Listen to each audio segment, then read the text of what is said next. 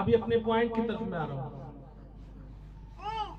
इन सारी बातों के साथ साथ एक जो चीज जो हमारे मुआशरे के अंदर हर दूसरा शख्स जिसका शिकार है और जिस चीज की गिरफ्त में है, वो है जादूगरी, वो है टूना, वो है शैतानी अमल।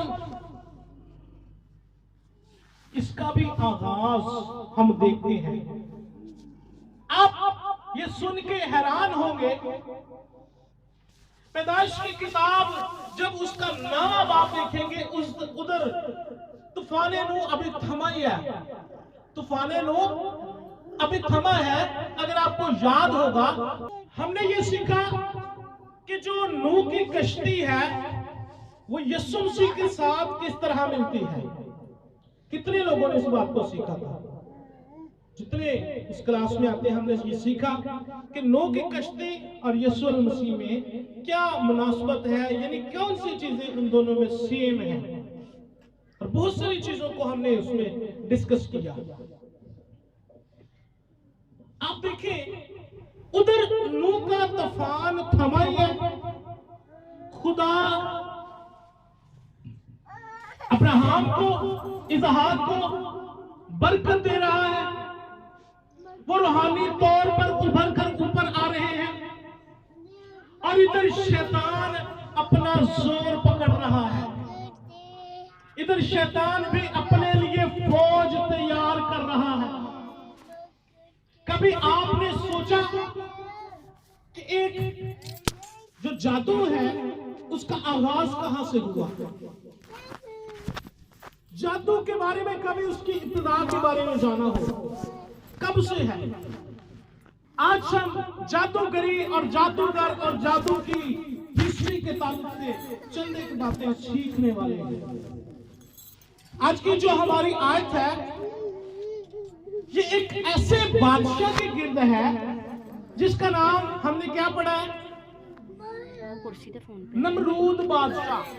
कौन सा बादशाह ये? नमरूद बादशाह।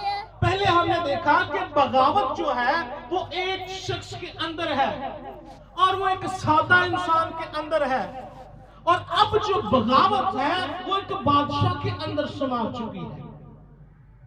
और उसके बारे में लिखा है कि वो बहुत जबरदस्त बादशाह था, और वो सूरमा था, और वो शिकारी सूरमा था।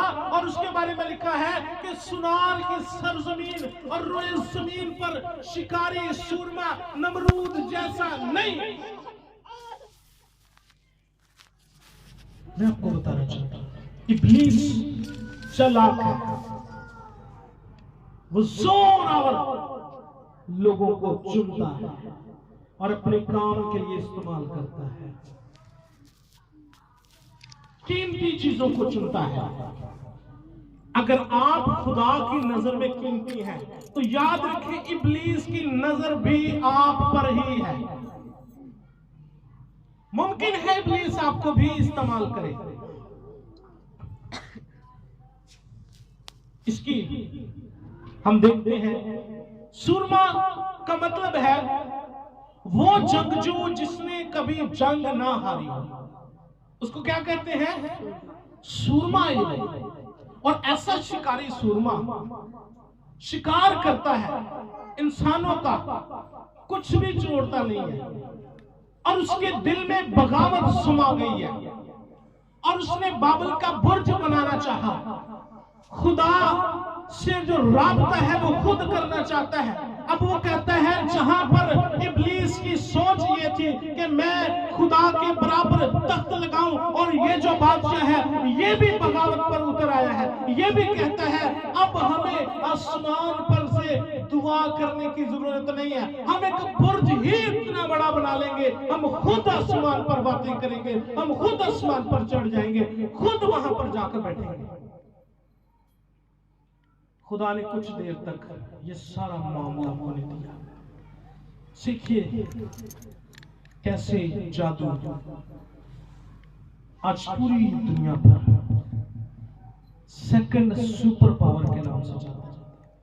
पहले नंबर पर खुदा की पावर है, दूसरे नंबर पर इब्लीस सुपर पावर है, और बड़े बड़े लीडरों को उसने अपनी गिरफ्त में लिया, बड़े बड़े लोगों को उसने अपनी गिरफ्त में लिया, और बड़े बड़े खुदाम को उसने अपनी गिरफ्त में लिया, बड़े बड़े खुदाम से उसने अपना काम करवाया। और आज हम देखते हैं कि नमरूद अंदर वही बगावत। अब कभी कभी सिम्टम्स, अलामात देखते हैं। मैं मिसाल के तौर पर बात करना चाहूंगा, फिर मैं इस टॉपिक पर आऊंगा। जैसे हमने कलमों पे देखा कि यीशु मसीह को आजमाया गया, उसको कहा गया अगर तुझे भूख लगी है तो पत्थरों से कहकर रोटियां बन जाए। और यही बात वो डाकू यीशु मसीह को कह रहा है कि अगर तो खुदा का बेटा है खुद भी उतर। बताना ये चाहता हूं, कभी कभी खुद जो इब्लीस है इंसान के अंदर आकर उसमें समाकर इस्तेमाल करता है, आजमाइश करता है यीशु।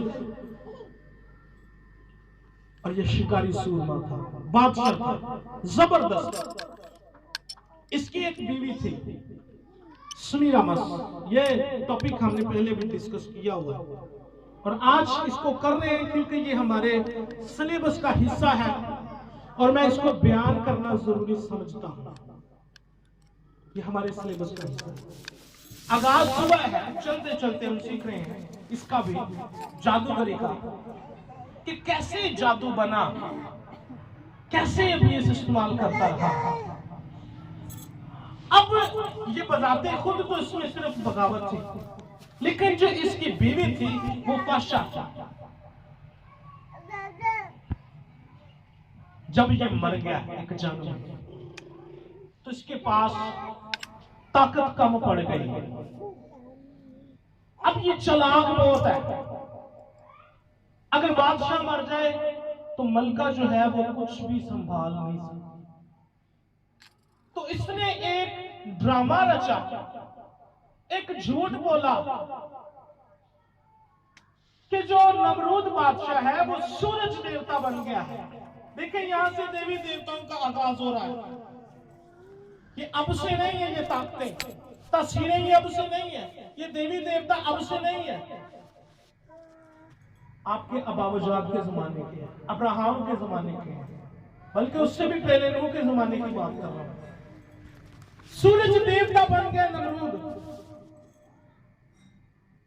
और उसकी किरणें जो है ये मेरे पेट में पड़ी है, और जो मेरे पेट में है तमूज देवता, ये कौन है? अब ये जब किरणें पड़ी है तो ये वही नमरूद है। अब ये फिर मुझ में से पैदा होगा और ये वही नमरूद है, लेकिन हम इसको तमूज कहेंगे। ये तमूज देवता है। इस तौर से इसने झूठ की लात बात करके लोगों को ये बहकाया कि बादशाह अभी भी जिंदा है। और खतरनाक बात बताऊंगा, तस्लीस के खिलाफ इब्लीस काम कर रहा है। सूरज देवता तमूज, फिर उसका बेटा और खुद उसकी मां, यहां से जादूगरी का आगाज फिर शुरू हो गया। एक लफ्ज है पैगनिज्म। पैगनिज्म का मतलब है, बड़ी गौर से सुनिए, इसका मतलब है वो रसूमात, वो तौर तरीका, वो काम, वो अमल जो खुदा के खिलाफ हो। ऐसी रसूमात जो हम इबादत में करें या अपने चर्चेस में करें लेकिन वो खुदा के खिलाफ है, वो पैगनिज्म कहलाती है। क्या कहलाती है जी? पैगनिज्म। जो खुदा को पसंद ना हो। इसने अपने साथ फिर जो इसका बेटा था, मेरी तरफ देखिए, कभी आपका इत्तेफाक हो इंटरनेट पे तो समीरामस लिखे और उसका बेटा लिखे, आपको नजर आएगा एक औरत है, उसने बच्चे को पकड़ा हुआ है और उसके बच्चे के सिर के पीछे एक गोल सा और पीले कलर का आपको नजर आएगा, और वो इस बात की शहादत है कि मैं मां हूं, ये बेटा है, और वो सूरज जो है वो बाप है। तसलीस की मुखालफत शुरू है। मैं क्या बता रहा हूं, उधर खुदा अब्राहम को बरकत दे रहा है, इधर जो है इब्लीस अपने तौर से अपने लोगों को ब्लेस कर रहा है, अपने लोगों को ताकत बख्श रहा है। और फिर ये औरत ऐसी मशहूर हुई, फिर इसकी ताकत के चर्चे बढ़ते गए, पूरी दुनिया तक ये चली गई, पूरी दुनिया में इसका असर और रसूख चला गया। और फिर ये बहुत बड़ी विचक्राफ्ट बन गई। विचक्राफ्ट का मतलब पता क्या है? क्या? चुड़ैल, सुना नाम कभी? फिर ये बन, अब मुख्तलिफ ममालिक में उसको कोई किस नाम से जानता है। इंडिया में चले जाएं, वहां पर कुछ और नाम, देवी माता, और रोम के अंदर इसको आइसिस के नाम से जाना जाता है। इफ्सियों के अंदर अस्तारात की देवी के नाम से जाना जाता है।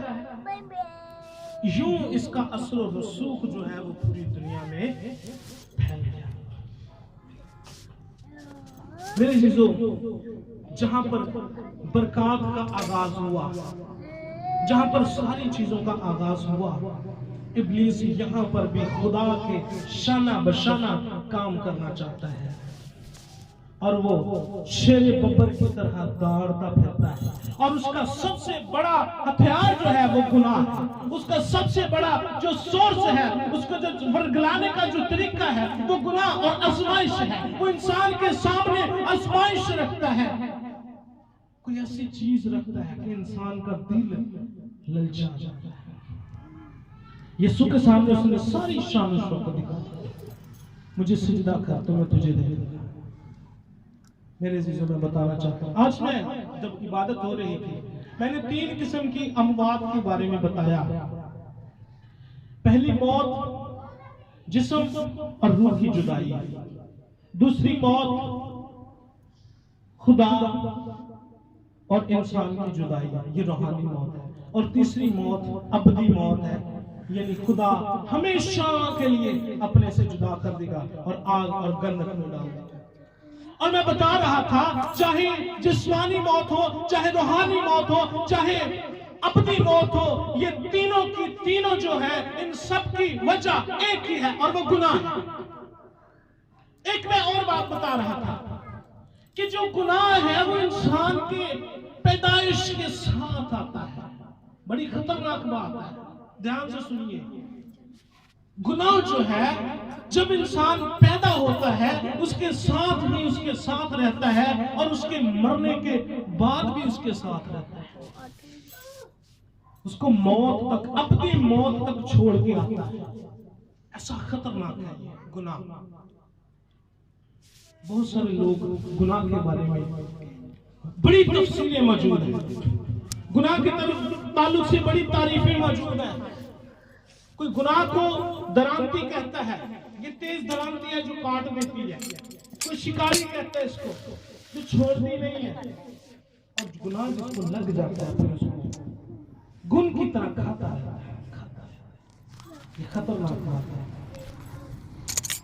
आप और मेरे साथ जब हम पैदा ही हुए थे तो गुनाह साथ मैनू विच गुनाह दे जम्या मेरी, मैं विच गुनाह दे पैदा हुआ, और दूसरी मौत तक लेके जाती, आग तक लेके जाती। लेकिन मैं आपको बताना चाहता हूं, चाहे पहली मौत हो, चाहे दूसरी मौत हो, चाहे तीसरी मौत हो, चाहे गुनाह की बेड़ियां हो, इन सब से आजाद करवाने वाला एक ही नाम है, और वो खुदा का असली अबदी और इकलौता बेटा यीशु नासरी। हालेलुया। वही हमको पहली मौत से और दूसरी मौत से और सारी मौतों से आजाद और रिहा करवाता है। जब आप इस किस्म की किसी आजमाइश में पड़े तो यीशु को याद करें।